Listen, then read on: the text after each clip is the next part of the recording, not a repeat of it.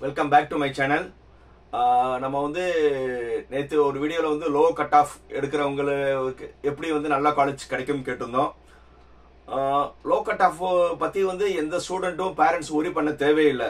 But வந்து அவங்க வந்து பேனிக்கில் வந்து என்ன செய்கிறாங்கன்னா, நம்ம பையனுக்கு நல்ல காலேஜ் கிடைக்குமா கிடைக்காதா, நம்ம காலேஜில் சீட்டு கிடைக்குமான்னு வந்து அவங்களுக்கு நிறைய டவுட்ஸ் இருக்குது. ஸோ அதை பற்றி நீங்கள் ஒரி பண்ண தேவையே இல்லை. நம்ம டிஎன்இஏ ஆன்லைன் வெப்சைட்டில் வந்து நான் ஏற்கனவே வந்து வீடியோவில் சொல்லியிருக்கேன். டிஎன்இஏ ஆன்லைன் வெப்சைட்குள்ளே போங்க. லெஃப்ட் சைடில் பார்த்தீங்கன்னா 3 பிளாக் டாட் இருக்கும்.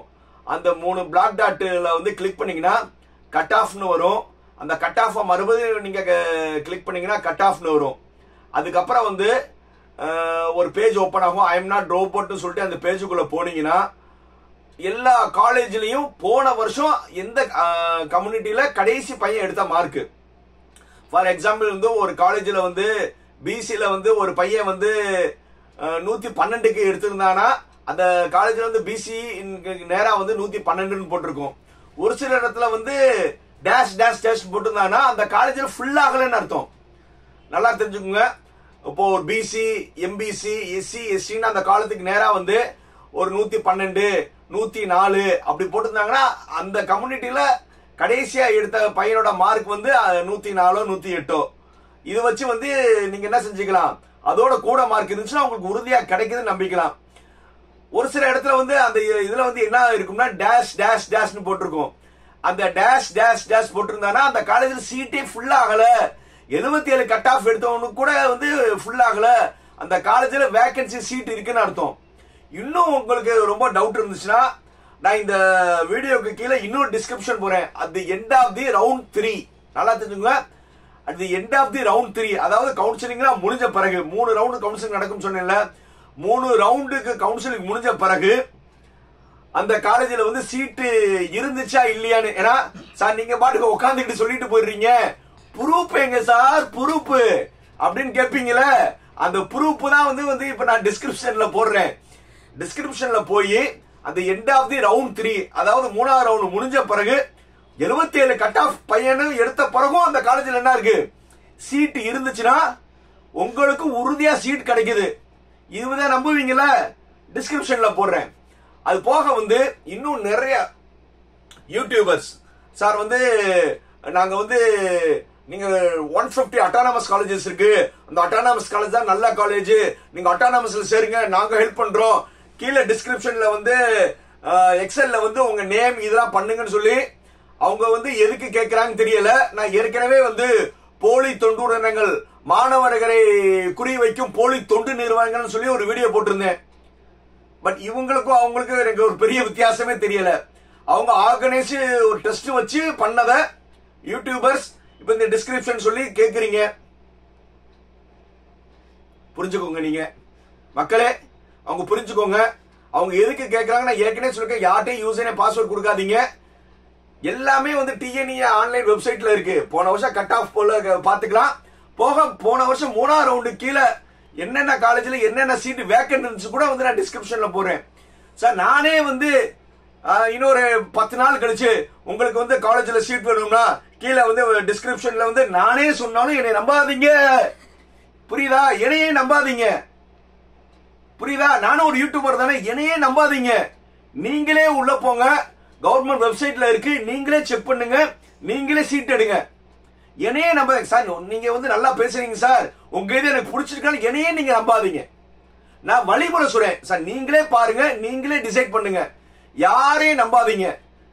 நாங்க வந்து கைட் பண்ணதான் நான் இருக்கேன். உங்களை வந்து வச்சு நான் மேனிபுலேட் பண்றாங்க நான் இல்ல, நான் கைட் பண்றேன். எல்லாமே நீங்களே முடிவெடுங்க. இன்னைக்கு ஈவினிங் இந்த ஷூட் பண்றதுக்கு ஒரு 1/2 hourக்கு முன்னாடி சென்னையில இருந்து ஒரு மேடம் போன் பண்ணாங்க. அவங்க வந்து ஒரு 1 வீக்காவே வந்து யூடியூப் பார்த்துட்டு என்னை சப்ஸ்கிரைபர் ஆகி என்னை ஃபாலோ பண்ணிட்டு இருக்கவங்க. சார் இந்த மாதிரி சார் எனக்கு அவ்வளோ வந்து கவுன்சிலிங் என்னன்னே தெரியல, கவுன்சிலிங் ப்ராசஸ் என்னன்னே தெரியல, எனக்கு என்ன சார் செய்யணும் தெரியலன்னு சொல்லி லாஸ்ட் வீக் கேட்கும்போது, மேடம் நீங்க வந்து நேரா போட்டு அண்ணா யூனிவர்சிட்டியில டிஎம்சி சென்டர் இருக்கும், அங்க போய் நீங்க ரிஜிஸ்ட்ரேஷன் பண்ணுங்கன்னு சொன்னேன். அவங்க ரிஜிஸ்ட்ரேஷன் பண்ண பிறகு சார் ரிஜிஸ்ட்ரேஷன் பண்ணிட்டேன், காலேஜ் எப்போ சார் கிடைக்கும்னு கேட்டேன். அவங்களுடைய கட் ஆஃப் சொல்றதுல தப்பு இல்லை சொல்றேன், 102 அந்த ரேஞ்சில் தான் சொன்னாங்க. 102 105 அந்த ரேஞ்சுக்குள்ள சொன்னாங்க. நான் என்ன சொன்னேன்னா, மேடம் உங்களுக்கு உறுதியா கிடைக்கும், சென்னையில இருக்கீங்க, சென்னையிலேயே உங்களுக்கு கிடைக்கும். ஆனா உங்க பையனோ பொண்ணுக்கு ஏத்த மாதிரி கட் ஆஃபுக்கு அதுக்கு ஏத்த மாதிரி காலேஜ் கிடைக்கும் சொன்னேன். அதுக்கப்புறம் வந்து இன்னைக்கு வந்து அவங்க வந்து ஒரு 2 காலேஜ் வந்து அவங்களா கேட்டாங்க. அவங்களா வந்து சார் நான் வந்து ஒரு 2 காலேஜ் சொல்றேன், இந்த 2 காலேஜ்ல போய் விசாரிச்சா வந்து அந்த காலேஜ்ல வந்து எல்லா சீட்லாம் முடிஞ்சிருச்சு, நீங்க வேணுமா நீங்க மேனேஜ்மெண்ட்ல போட்டுக்கோங்க, 102க்குலாம் கிடைக்காதுன்னு சொன்னாங்க சொல்லி சார் இந்த மாதிரி சொன்னாங்க. நான் அவங்ககிட்ட வந்து ஆத்தங்கிட்ட கட் ஆஃப் உள்ள போய் பாருங்க, போன வருஷம் 3rd ரவுண்ட் முடிஞ்ச பிறகு சீட் வேகன்சி லிஸ்ட் இருக்குல்ல, அதுல வந்து அந்த காலேஜ் அவங்க சொன்ன 2 காலேஜ்லயும் சீட்டே ஃபுல் ஆகல.